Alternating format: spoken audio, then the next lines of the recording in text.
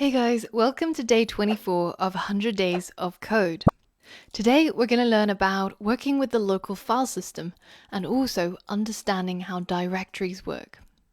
And by the end of the day, we will have improved our previous snake game, where previously or currently, the way that it works is it just games over once we hit a wall or once we hit a tail, which is fun, but it could be better. Imagine if we could also keep track of the high score. So if a user gets a score that's higher than the previous high score, then if they game over, then the high score is going to be updated so that we can keep trying to better ourselves at Snake. And once we've learned all of those skills of manipulating file systems, reading and writing to file, then we're going to create a project that's going to save us a lot of hassle and automate our lives a little bit using Python.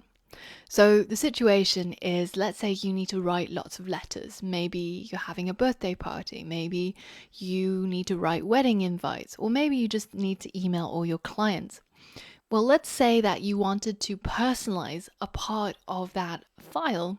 Say, for example, the part where you say, "Dear name." Well, if you had a list of names and you wanted to create separate letters using each of those names, so maybe one that says "Dear James," one that says "Dear Emily," and then we just work down the list and keep replacing parts of our letter with the names in our list. So we end up with a whole bunch of letters ready to send out.